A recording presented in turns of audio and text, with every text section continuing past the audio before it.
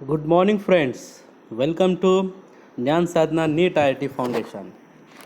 आणि आपण लास्ट पिरियडमध्ये नवीन टॉपिक स्टार्ट केला होता, ज्या टॉपिकचं नाव होतं force and laws of motions. Okay. आणि फोर्सची तर माहिती आपल्याला परिपूर्ण त्या ठिकाणी मिळालेली आहे. आणि याच्याही व्यतिरिक्त आपण त्याचे इफेक्टसुद्धा पाहिले होते. वेगवेगळ्या उदाहरणाद्वारे त्या ठिकाणी तो कन्सेप्ट आपला क्लिअर झालेला आहे. आणि आजचा जो पॉईंट आहे, आजच्या पॉईंटमध्ये आपण फोर्सची डेफिनेशन पाहून त्याचं SI युनिट जे आहे त्याचं डिस्कशन केल्यानंतर पुढचा जो मुद्दा असणार आहे त्याच्या टाईप्सचा, त्याबद्दल आपण चर्चा करणार आहोत. विद्यार्थी मित्रांनो, तुम्हाला स्क्रीनवरती हा जो फोटो दिसतो आहे, तर हा जो फोटो आहे तो सर आयझॅक न्यूटन नावाच्या शास्त्रज्ञांचा आहे, ज्यांनी आपल्याला एका बलाविषयी माहिती सांगितली होती, ज्या फोर्सविषयी माहिती सांगितली होती. तो फोर्स होता ग्रॅव्हिटेशनल फोर्स. ओके. तर या बाबतीमध्ये आपल्याला चर्चा करायचीच आहे. तर लक्षात घ्या, स्क्रीनवरती जो प्रश्न तुम्हाला दिसत आहे तो प्रश्न असा आहे की define force and write its units. आपल्याला त्याचं युनिट लिहायचं आहे आणि फोर्सची व्याख्या लिहायची आहे. ओके. तर कशी लिहिणार मग? सुरुवात अशी करायची, पहिलं सर्वप्रथम आपण डेफिनेशन लिहिणार आहोत आणि त्यानंतर त्याचे SI युनिट्स लिहिणार आहोत. ओके. तर लक्षात घ्या, डेफिनेशन अशी आहे, आपण कालच्या पिरियडमध्ये डिस्कशन केलं होतं की force is define as push or pull acting on body. Okay.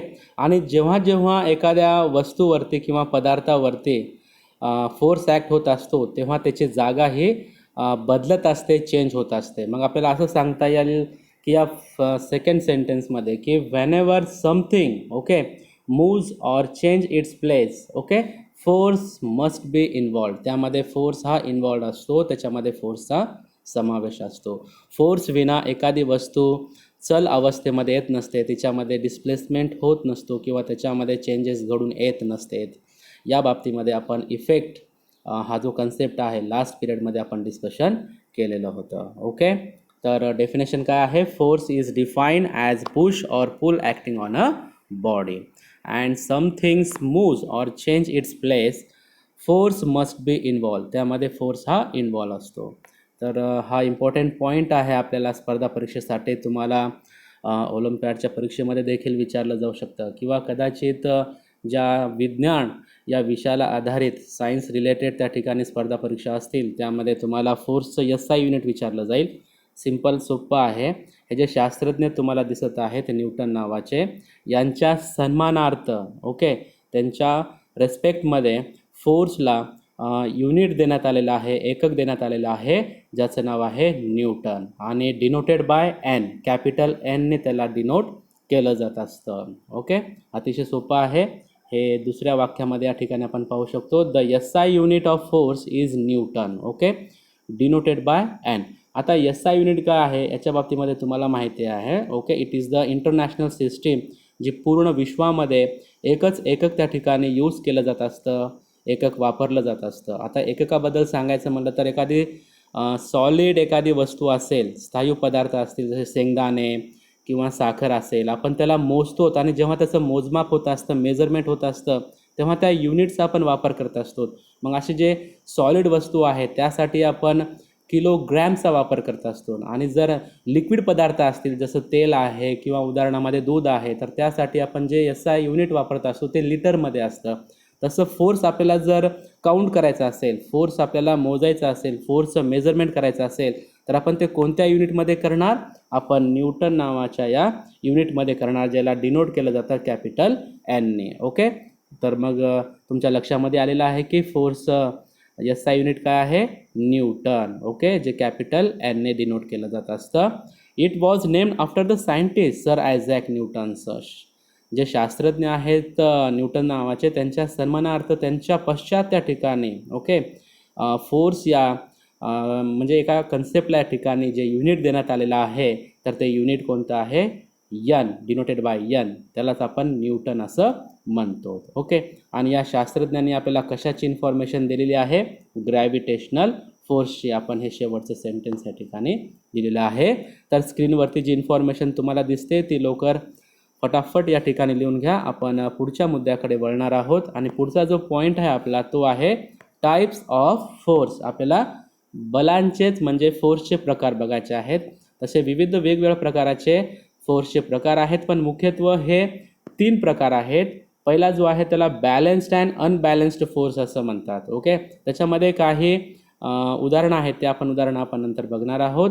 दुसरा जो प्रकार आहे कॉन्टॅक्ट फोर्स आणि तिसरा आहे नॉन कॉन्टॅक्ट फोर्स. यांच्यामध्ये अजून उपप्रकार त्यांचे पडतात. आपण जेव्हा हा कॉन्टॅक्ट आणि नॉन कॉन्टॅक्ट फोर्स हा डिटेल्समध्ये चर्चा करणार आहोत त्यावेळेला आपण त्यांचे उपप्रकार पाहूयात. सब त्यांचे टाइप्स पाहणार आहोत. Okay, and types of force, there are several types of force are as follows: balanced and unbalanced force, contact force and non contact force. Okay, चला पुढच्या मुद्द्याकडे वळायचं आहे आणि आपण स्टार्ट करणार आहोत. पहिला आपला type balanced and unbalanced force. Okay विद्यार्थी मित्रांनो, एक आकृती या ठिकाणी तुम्हाला दिसते, दुसरी पण आकृती आहे, त्या संदर्भात आपण चर्चा करणार आहोत. या मुद्द्याद्वारे आपल्याला बॅलन्स्ड आणि अनबॅलन्स्ड फोर्स या ठिकाणी कन्सेप्ट क्लिअर होणार आहे.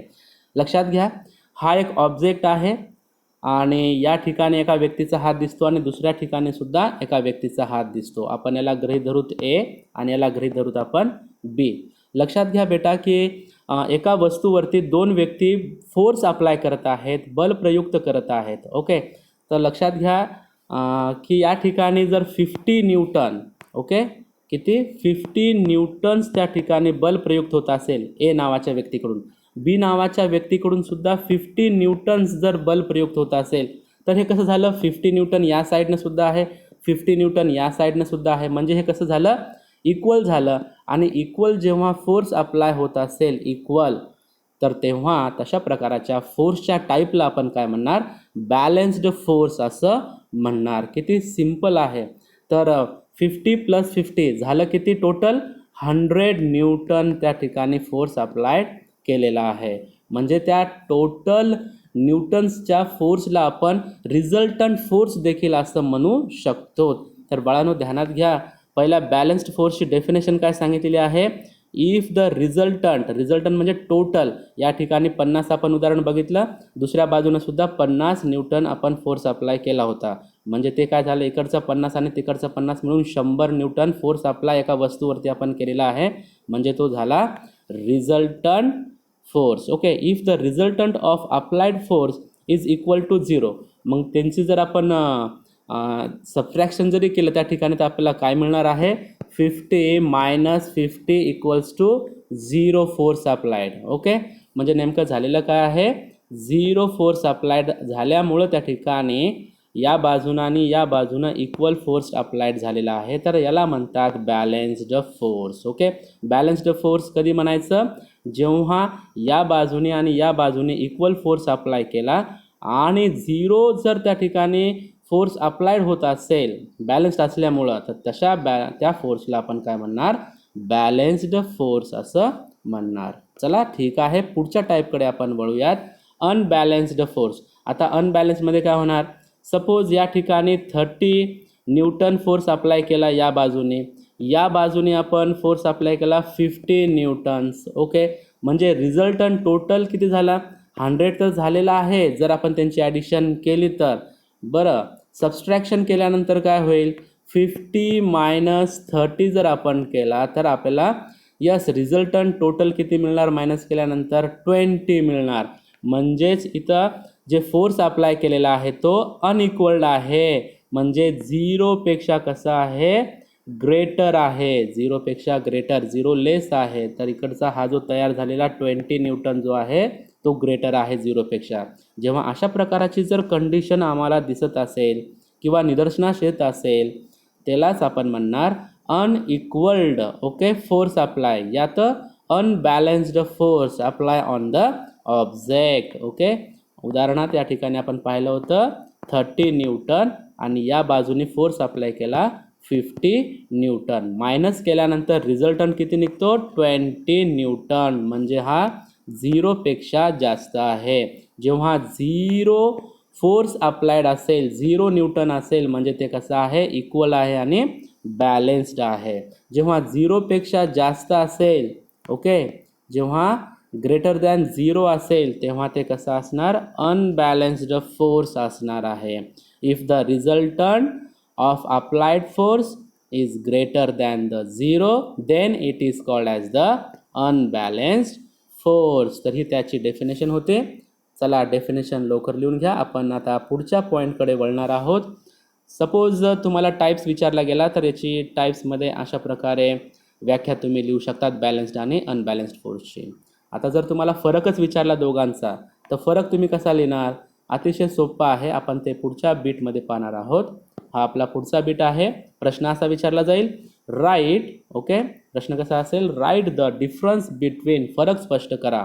कशाचा फरक स्पष्ट करायचा आहे, बॅलन्स्ड अँड अनबॅलन्स्ड फोर्सचा. ओके, एका स्तंभामध्ये एका कॉलममध्ये बॅलन्स्ड फोर्स आपण लिहिलेला आहे, दुसऱ्यामध्ये अनबॅलन्सची माहिती या ठिकाणी आपण लिहिलेली आहे. पहिला पॉईंट काय या ठिकाणी आपल्याला दर्शवितो, दाखवतो की जेव्हा जेव्हा बॅलन्स्ड फोर्स हा अप्लाय केला जात असतो दोन्ही बाजूनं तर तो कसा असतो, सेम असतो. इकडूनही सेम पाहिला एका वस्तूवरती आपण. ओके, अतिशय सोपा आहे. न्यूटन किती, 50 न्यूटन. एक उदाहरण देत आहे, या ठिकाणी सुद्धा 50 न्यूटन आहे. म्हणजे हे 50 आणि हे 50 काय झाला, सेम फोर्स अप्लाय केला. या बाजूने सुद्धा 50 आणि या बाजूने सुद्धा 50, म्हणजे सेम डायरेक्शनला अपोजिट डायरेक्शन आहेत. ओके, पण सेम फोर्स आपण त्या ठिकाणी अप्लाय केलेला आहे. ओके, त्याला आपण बॅलन्स्ड फोर्स असं म्हणतो. याच्या उलटं कसं असणार आहे अनबॅलन्स्डमध्ये. अनबॅलन्समध्ये पहा, force acting on a body from two opposite direction. Okay, आपण उदाहरण पाहिलं की हा एक ठोकळा आहे, त्याची एक विरुद्ध बाजू आहे. या ठिकाणी लेफ्ट साईड, या ठिकाणी राईट साईड. इथूनही फोर्स अप्लाय केला, या बाजूने सुद्धा फोर्स अप्लाय केला. Force acting on a body from two opposite direction are not same. जर या ठिकाणी 30 असेल आणि या ठिकाणी 50 न्यूटन जर फोर्स अप्लाय केला तर हे इक्वल आपण फोर्स अप्लाय करत नाही आहेत. तर हे अशा प्रकारची कंडिशन म्हणजे अनबॅलन्स्ड फोर्सची असणार आहे. This is the first point in the difference between. Second point काय दाखवतो, it does not change the state of rest. जर दोन्ही बाजूनं सारखाच फोर्स अप्लाय होत असेल तर ती जागा त्या ठिकाणी बदलेल का, ती वस्तू नाही बदलणार, ते जाग्यावरती असणार. म्हणून शब्द वापरला स्टेट ऑफ रेस्ट. काय वापरलेला आहे, स्टेट ऑफ रेस्ट. म्हणजे त्याच्यामध्ये मोशन क्रिएट होणार नाही. It does not change the state of rest और motion of an object. This is the second sentence. याच्या विरुद्ध पॉईंट कोणता असणार आहे अनबॅलन्सचा, जेव्हा अनइक्वल्ड फोर्स असेल. ओके, एका बाजूनं उदाहरण पाहिलं 30 न्यूटनचं, दुसऱ्या बाजूनं पाहिलं आपण 50 न्यूटनचं. तर काय होणार, ज्या ठिकाणी जास्त फोर्स अप्लाय केलेला आहे, उदाहरणामध्ये इथं 50 आहे, या ठिकाणी 30 फोर्स आपण अप्लाय केलेला आहे न्यूटन.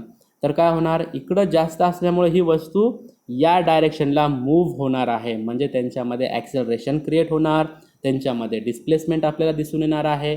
पण ते कशामुळं, अनबॅलन्स्ड फोर्समुळं.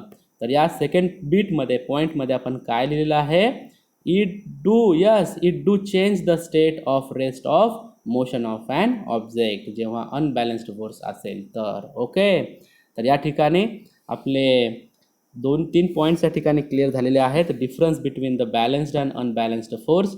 त्यानंतर आपण डेफिनेशनसुद्धा समजून घेतलेली आहे बॅलन्स्ड आणि अनबॅलन्स्ड फोर्सची. त्यानंतर टाईप्स ऑफ फोर्सेस, किती प्रकार आहेत, balanced, unbalanced force, contact force, non contact force, हे त्याचे टाईप्स आहेत.